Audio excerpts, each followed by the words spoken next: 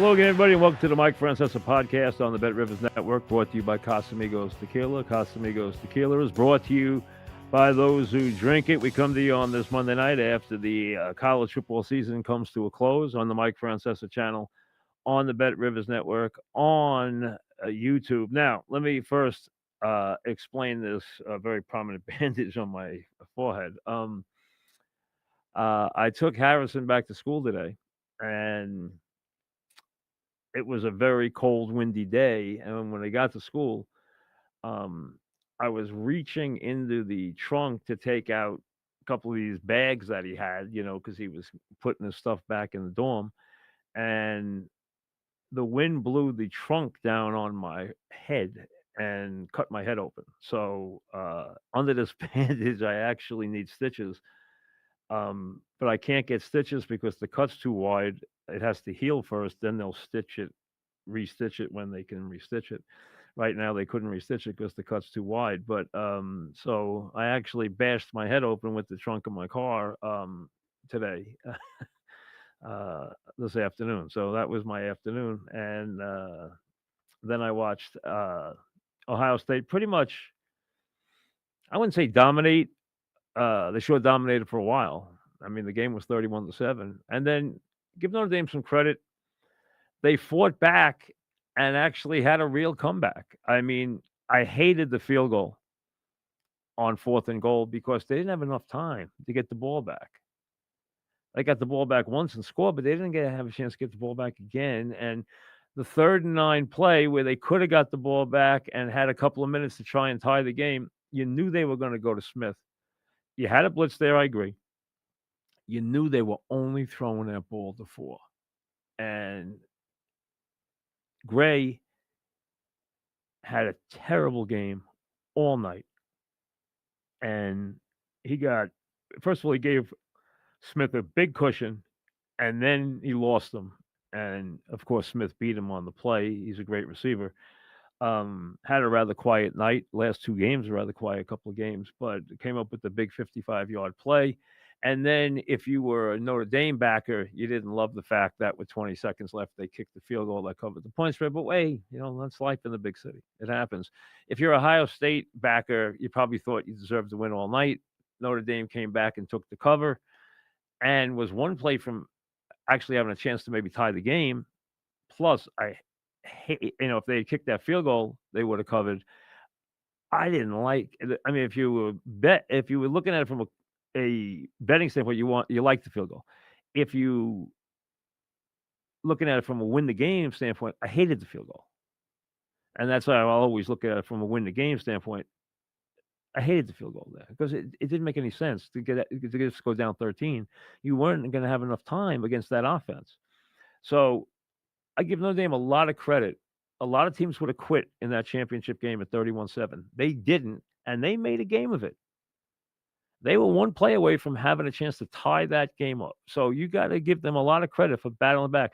They had a very quiet 3 quarters offensively after that brilliant first drive, and they put up a lot of offense in that 4th quarter, about 170 yards. So give them a lot of credit for bouncing back in the game and making it a game. And it was a game. All the recent championship games have been complete blowouts. This game wasn't a blowout. I mean, it was headed for a blowout, and then Notre Dame rallied. And, Ohio State made the point, hey, one thing, that Notre Dame team's not going to quit. And it didn't. Did the better team win? Yes. Howard had a good night. They didn't put a lot of pressure on him. He was 17-21 for 231. He also ran for 57 yards. He made the big throw late. Ohio State turned the ball over once. Notre Dame didn't turn it over. Notre Dame made some mistakes in their offense with penalties and stuff, a couple of drops. But I thought Notre Dame showed guts, but the better team won. You knew Ohio State was better. I thought Notre Dame was gritty and could stay in the game. I thought their defense from 7-0 to 31-7 played terribly.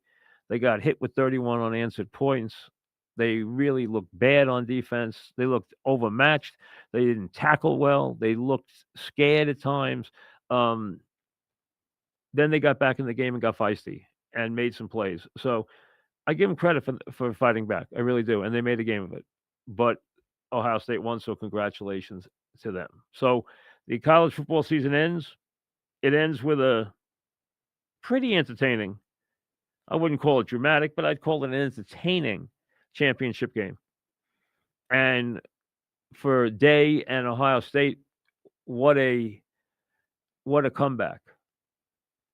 I mean, on a day of comebacks, on a day where Trump put the finishing touches on his comeback, Ohio State and their head coach put the finishing touches on his comeback. Remember, in late November, he was being run out of Columbus after another loss to Michigan as a 20-point favorite and getting beat by a Michigan team. They wanted to run him out. People were calling for him to be fired, despite the fact he's got one of the highest win percentages of all time. He then went on a 4-game rampage. He beat Tennessee easy at home. He buried Oregon. He beat Texas, although Texas played them well, because if you take 2 plays out of that game, Texas outplayed them from scrimmage the rest of the game. You had the 75-yard touchdown pass on the screen pass before the half, and then you had the scoop and score, which went for 80-something yards. You take those 2 plays out, and the game is 14-14, and Texas would have outgained them by about 150 yards. So that game was not one-sided. And then Notre Dame falls 34-23. The last second field goal ices it for the Buckeye fans and gives Ohio State its national championship. So congratulations to Ohio State for that. A great year for Notre Dame.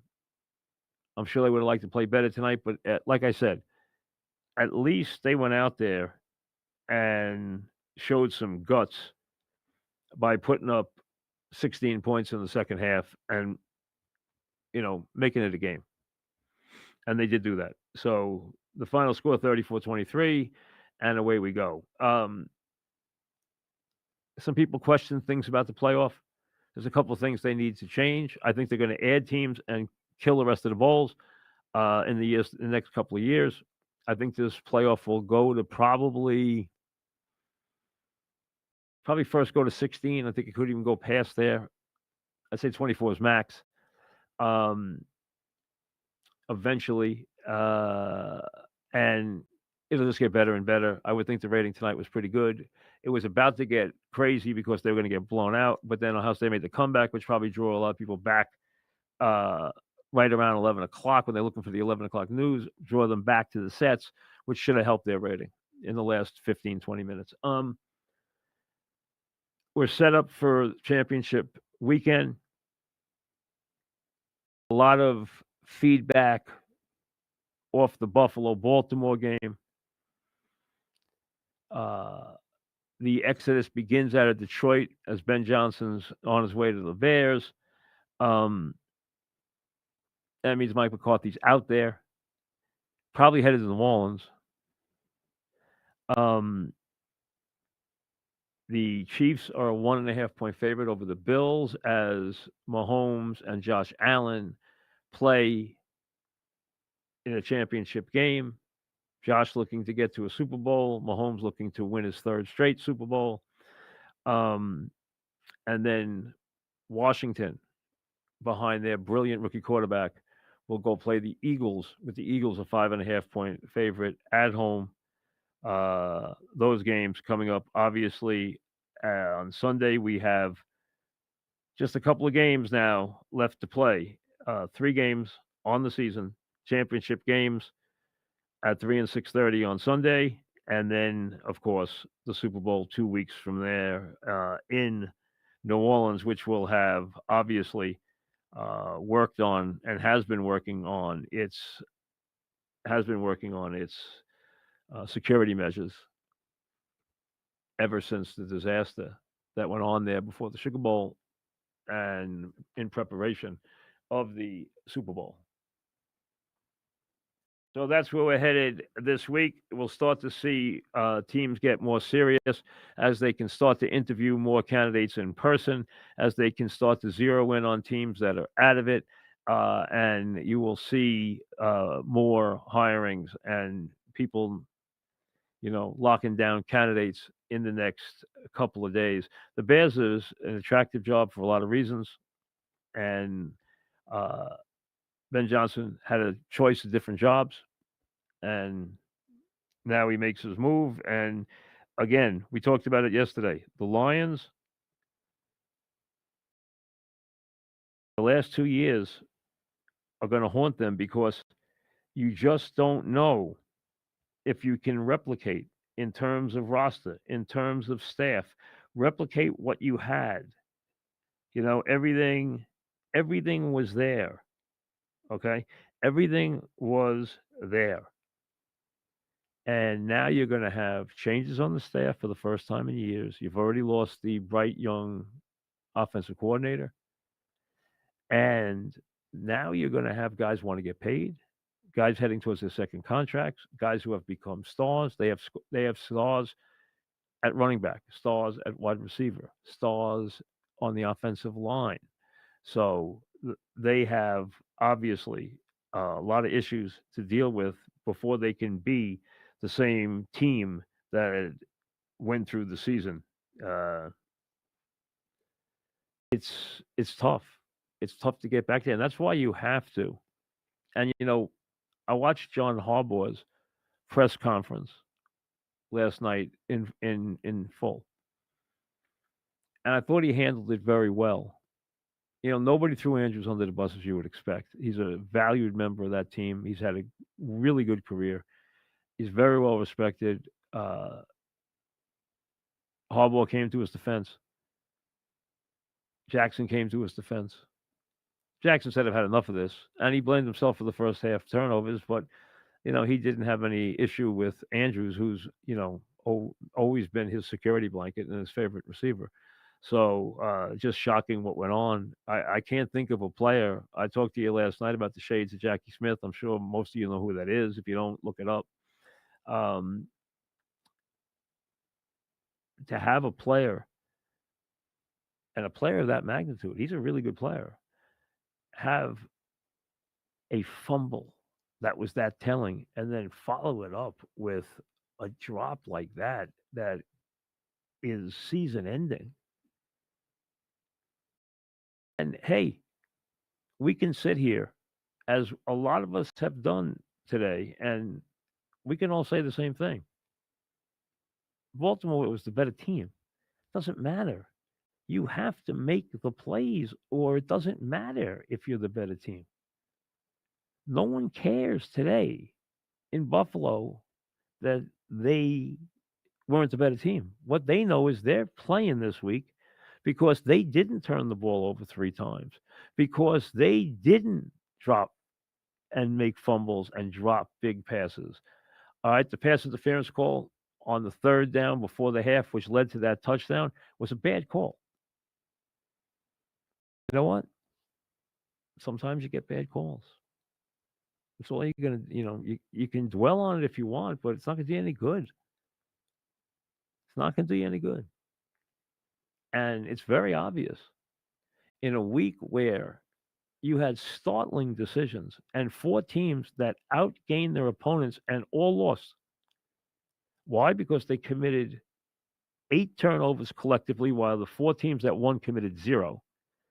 And Houston, which played Kansas City really well, outgained them significantly, harassed them, got a couple of terrible calls.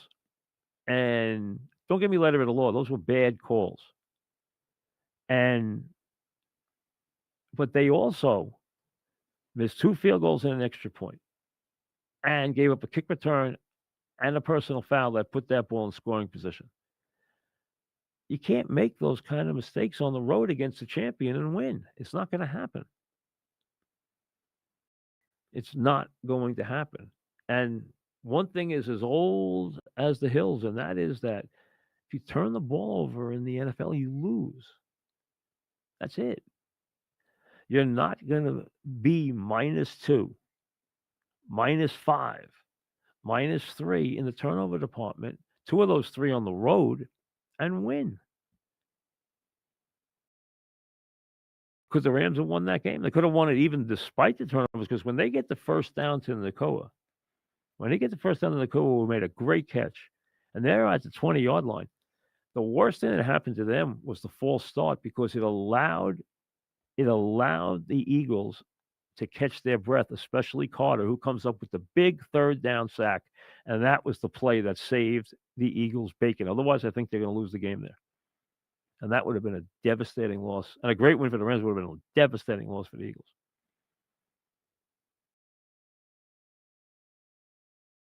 And Washington, listen, I wasn't there for the funeral. Well, there's an old theory: if you're not there for the wedding, don't be there for the funeral. I wasn't there for the wedding last week. I wasn't buying Washington against Detroit. I thought the Lions would outscore them to the point where they'd probably win by 2 touchdowns.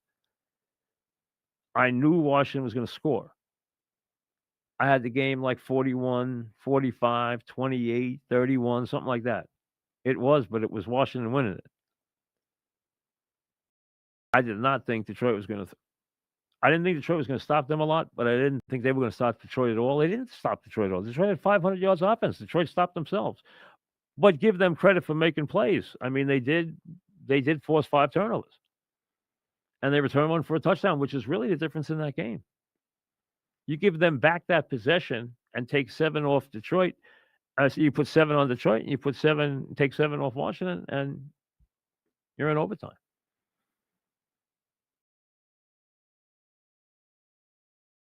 The bottom line is you're not going to win if you turn the ball over 5 times.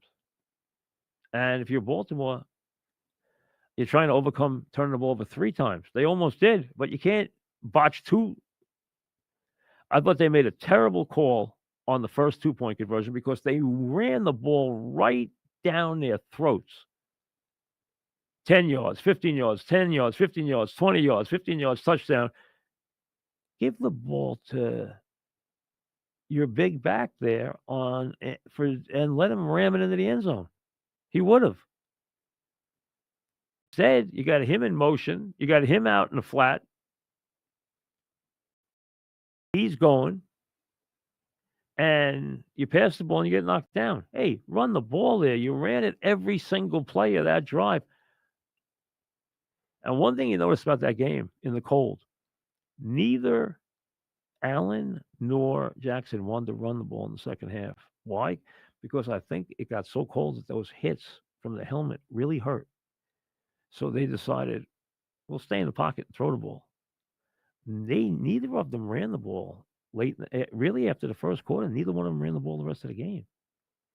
Allen ran it 5 times, and Jackson, who ran it 15 the week before, ran it 6 times. I really think because, the hits, the helmets on your body at that cold, they take a toll. Arms, hips, ribs. And I thought I think if the Ravens had held on to the ball and won that game, I think your storyline would have been, yes, that the Ravens came to the fore, made adjustments, and dominated the second half, but also that Buffalo was ultra conservative in their offensive play calling, which was very surprising. That was a very quiet game for Josh Allen. Really quiet. But they get away with a win, and now they get to go play Kansas City. And we've seen this song before. 2 great quarterbacks. We've seen that song before. And obviously, you go to Kansas City, same old story. You got to deal with Andy Reid. You got to deal with Mahomes. You got to deal with Chris Jones. You got to deal with Kelsey. That's a lot to deal with. You got to deal with Spags. You got to deal with the rest of that defense. McDuffie, a great kicker. They tick people off. Everyone thinks they get every break. Everyone thinks they get every call. But you know what? They're champions. They're proven champions. So we're down to the Final 4. That's the only football left. We put a ribbon on the college football season. Congratulations to Ohio State. And looking forward to a lot of coaching stuff this week. A lot of guys on the move. And Championship Sunday. And then Only one game left to play, and it's sure not a normal game. The Super Bowl down in New Orleans, which is a great place to have it. So I know a lot of people are attacking New Orleans now after what's happened. I've been to New Orleans many times. It is a tremendous big event city. You can get around. You don't need a car. You have great restaurants. Everything's in close proximity. It works. It's a very good city for that. And no comments about my bandage. Huh? It wasn't. It really, a lot of times you can do something really dumb. I didn't do it. It was just kind of, you know, Mother Nature. It was very windy, and I reached in with both hands into the trunk, and the wind. It really was a gust. We are kind of on a hill there, and a gust of wind, and it blew the hood down onto my head and caught me right here. So you might see that bandage for a couple of days because it's a pretty ugly cut. So we'll have to deal with that. We'll see you later.